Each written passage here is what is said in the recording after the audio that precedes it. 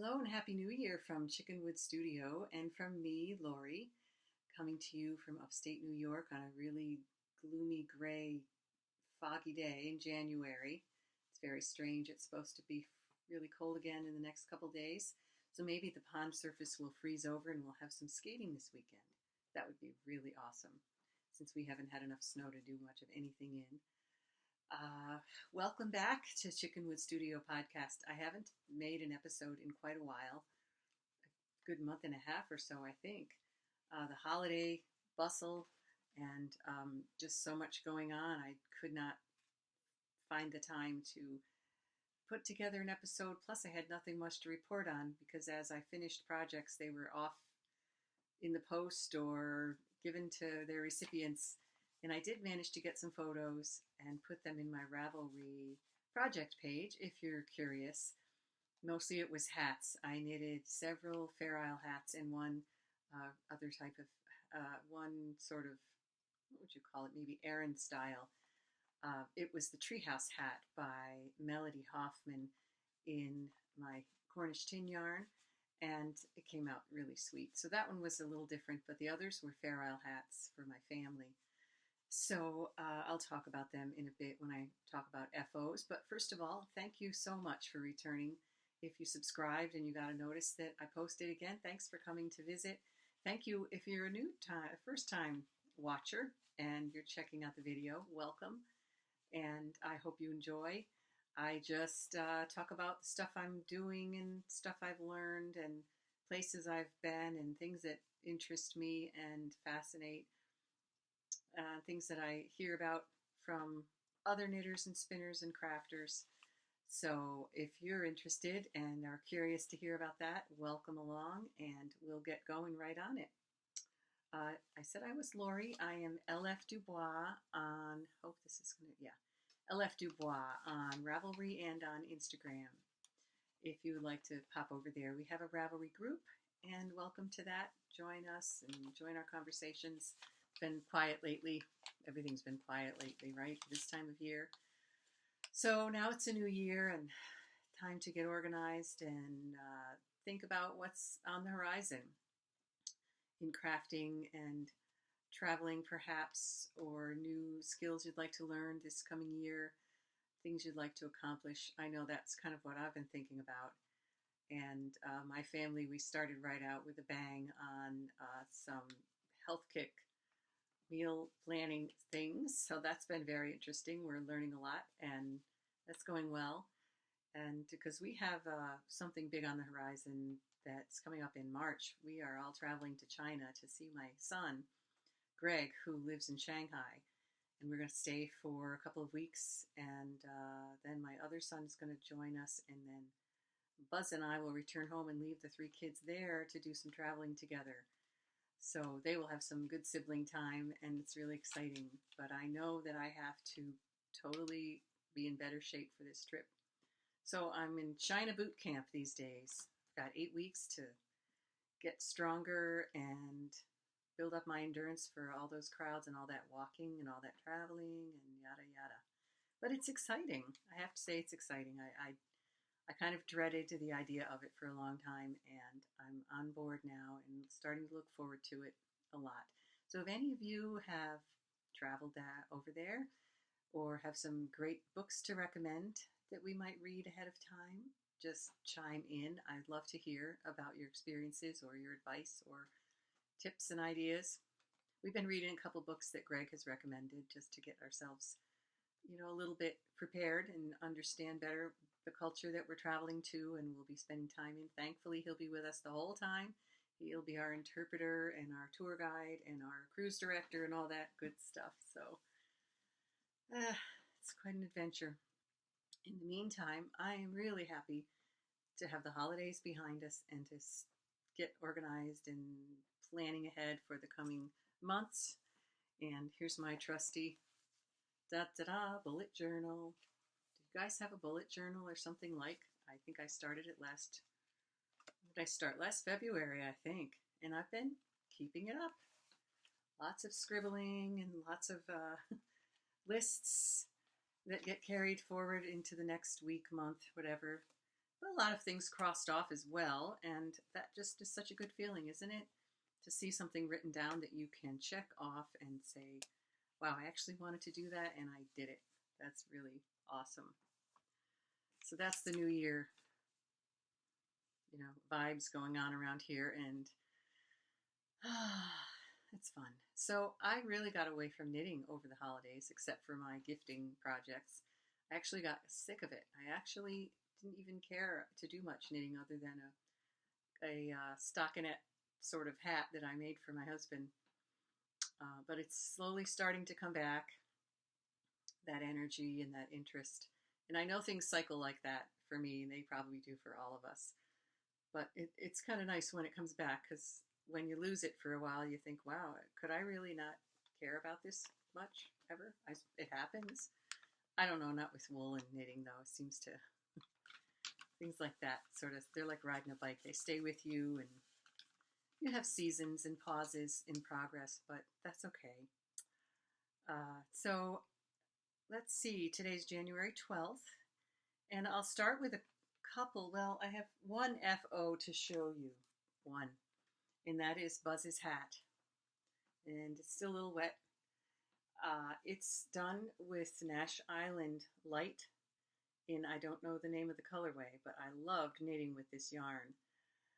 It's a worsted weight. It's slightly thick and thin. It has some texture. It has some color, slight shifts in the color tone, and it's a 1x1 rib with a fold-up brim, and the rest is stockinette, and super simple. But he really likes this design. It's dense and fits him well, and I did it on size 6 and 7s.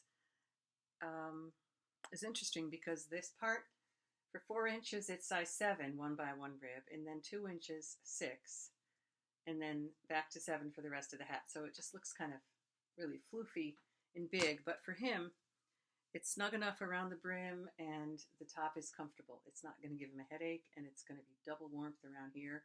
So he likes it, so I'm happy for that. And had to really knit it twice because the first one was too small. I based it on a hat that I made years ago for him, the pattern for which I can't find. I have no clue. It's in terms of stitch number and stuff like that. But I did remember the 4 inches on 7s and 2 inches on 6, and then back up to 7s at least.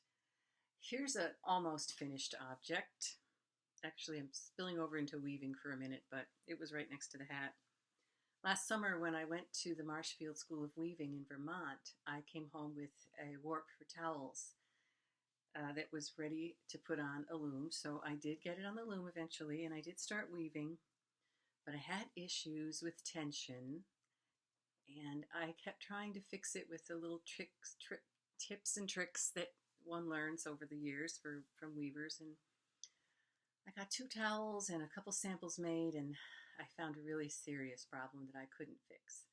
And I was just so burdened by the whole thing because I had a friend who was interested in buying these, and I could not finish them for her.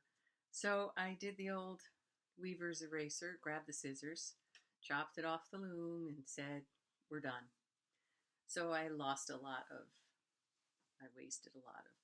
cotton, but boy, did I feel relieved once that came off the loom.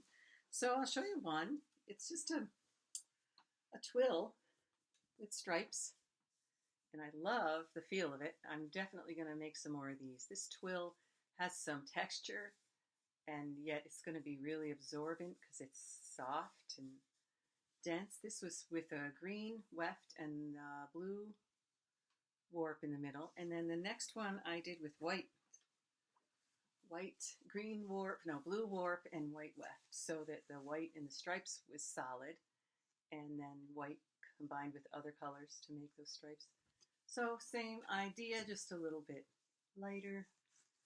Be a great towel, but whew, that was rough. Kind of put me off weaving for a while, so I'm pausing for a while, and then hopefully springtime I'll get inspired to try again.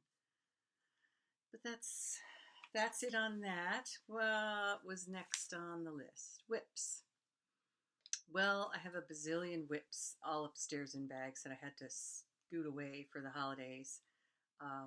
But one good news is that they are organized in a room that has become my sewing room, and that's super exciting. Before the holidays, Buzz and I whisked around, well, he mostly did, and repainted and refloored two rooms upstairs. One is an official guest room, which is lovely, and the other is my workroom slash small guest room.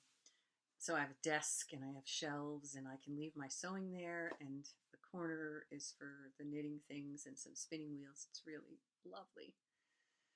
So that is where what was I talking about? Oh, the projects. What is it? Oh, well, it doesn't matter. The projects that are sitting around waiting. And I brought a couple back downstairs thinking maybe this month I'll get back to them. One being my Shackleton knitting sweater Gansey project, and the other being a Fair Isle vest. But I have started another Fair Isle thing in the meantime for my nephew. So that's one of my whips that I have here today to share with you.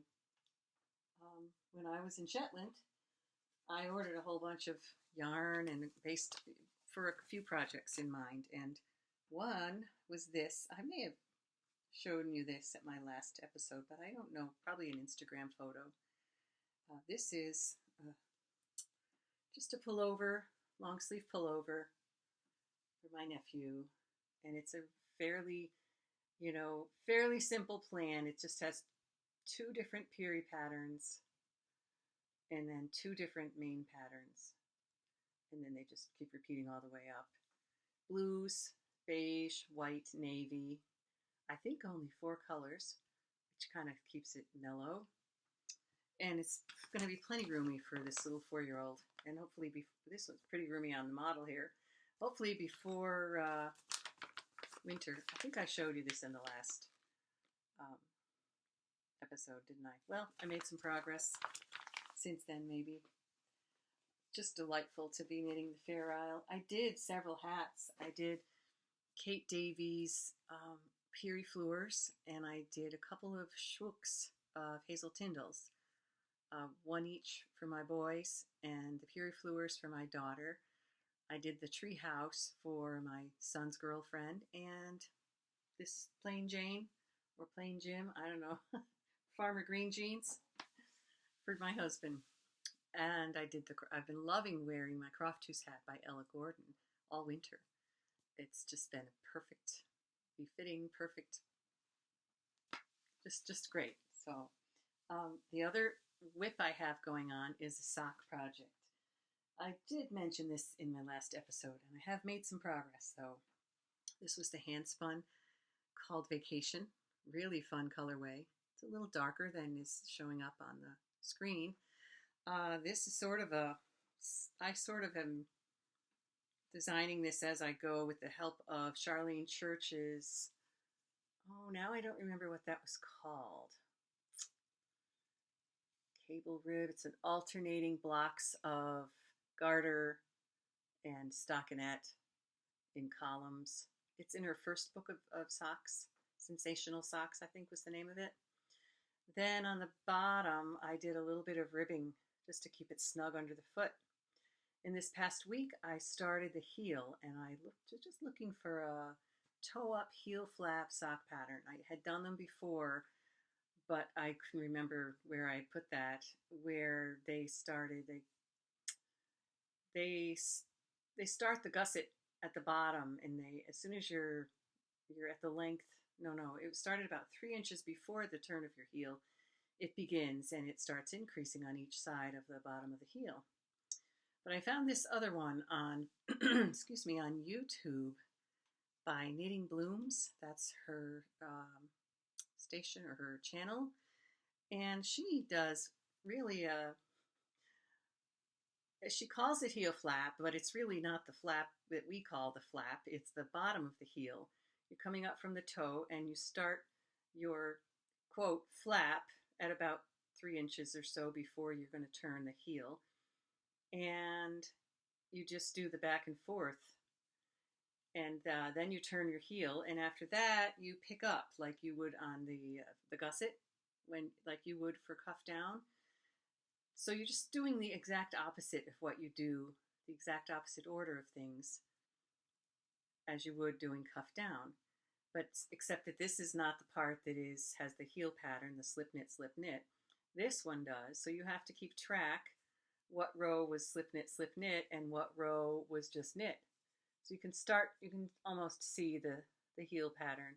So as I go up the back of the heel while I'm decreasing from the gusset, I just have to pay attention which row I'm on. But I like it. I really, I'm pleased with it. So I might keep this, see how it is in the end, but I think this might be my new go-to for toe-up socks, because I've done the sweet tomato heel.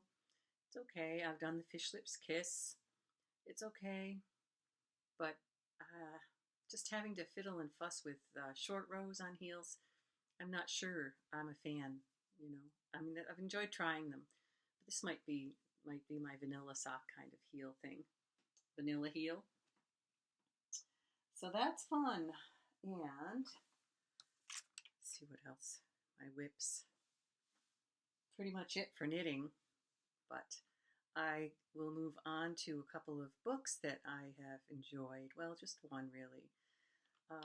We'll include the book and something else in Lovely Things. That's my segment. This is a gift from my daughter this Christmas. The Shepherd's Life by James Rebanks, New York Times bestseller. Have any of you read it or seen it? Really enjoying it. James is a shepherd in the English Lake District. Grew up there, has continued there, and has so much to say about what that was like, what it is like, and it's just really fascinating. So I recommend it if you are interested in learning what it's like. If you've been a shepherd and raised sheep and no longer do, and might want to just peek in on life over there and what that was like, great. I enjoyed that a lot. So my next lovely thing is what I'm wearing today. No, I didn't knit it. It's from Shetland. I picked it up in Shetland at, I think it was one of the shops in town. And it's really nice. I've never had a jumper weight sweater. And it's just the right weight. It's perfect with a layer underneath. It's not too hot. It doesn't make you feel like the, who's the tire guy? Stay Puft Marshmallow Man? That's how I feel when I wear sweaters, especially light colored ones. They're great. They keep you warm, but they just add so much bulk to your body and your whole frame. But this is just lovely. I just love it. I want to make another one now. My friend Barb picked up a couple of kits at Jamieson and Smith's, and she'd already finished one. And, well, I have some other things to do first before I even think about that. One being, kind of moving to on the horizon a little bit, this one, which I picked up at Jamieson and Smith. This is designed by Sandra Manson. She works at Jamieson and Smith. Lovely person. I loved seeing her and chatting with her at the store. And this was yarn that had gone to Amsterdam, Holland, and back to Jamieson's before it got to me. I really feared that I might never see it because it took an age. But Ella Gordon was helpful and encouraging and kept her eye open for it. So when it came back, they just shipped it again. I think it's, there's 4 colors in this one. These are the 4. So maybe by Valentine's Day, if I knit 24/7 till then, maybe. I don't know about that. That would be sweet. But I have so many other things. I don't know if that's going to happen. But I look forward to it. I can do it for next year for my little niece, Nora. Second of my 2 charges who I take care of once a week.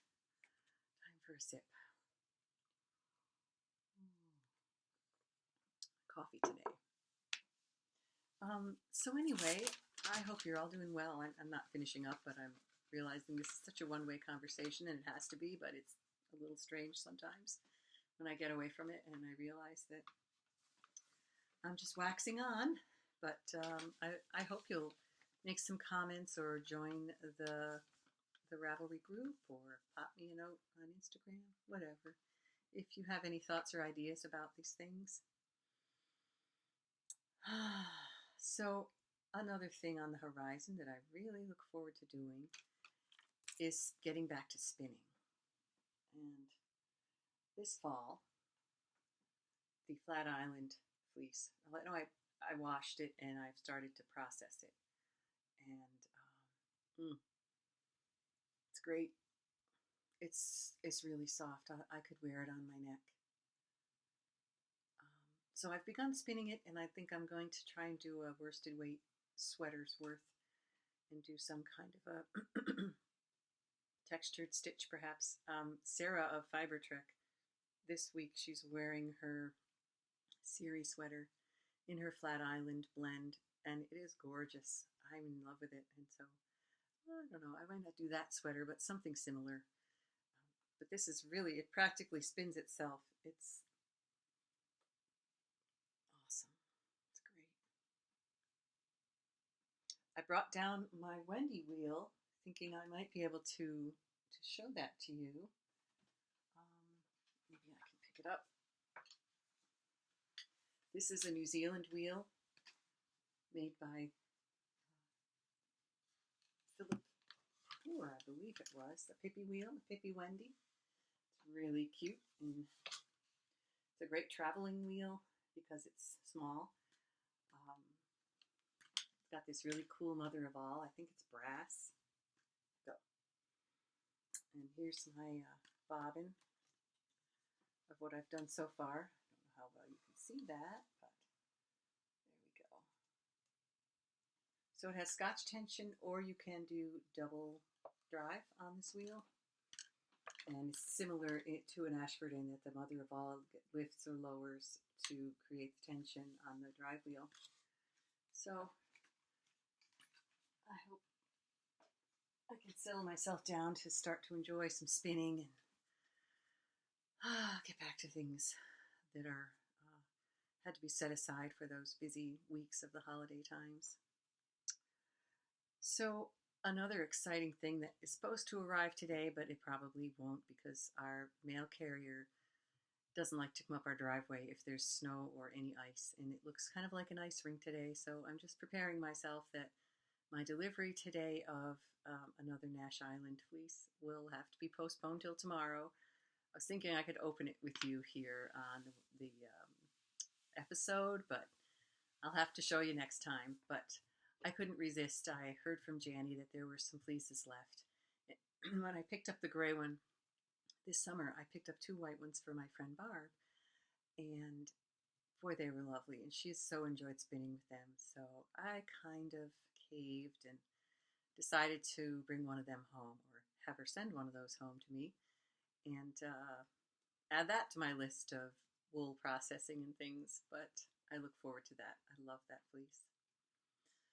So that's pretty much it from Chickenwood. I can't think. Hey, I just wanted to insert this little bit to say thank you to all of my subscribers and my most recent subscribers over the past several weeks since I last podcasted. We had several new subscribers to bring us well over the 200 mark, and today we're 214. So that's really exciting. It's really great that all of you would like to hear from me again and listen in on our visits. So welcome again, and thanks so much for subscribing. I was thinking about another podcast that I had enjoyed, and now it's not coming to me. But I haven't really had a lot of time to catch up on them either. So I'm looking for some quiet winter blizzard, shut everything down and catch up on things like that. But so far it hasn't happened. So I will close now and just wish you all well, and look forward to next time, and maybe I'll have some more interesting things to report. But in any event, it's really fun. I so appreciate this community and have totally enjoyed hearing from you all, and look forward to next time. So take care, stay healthy, stay safe and warm, and happy knitting, spinning, crafting, all it is that you guys do. I should come up with some closing words, but maybe another day. Anyway, thanks for watching, and see you next time.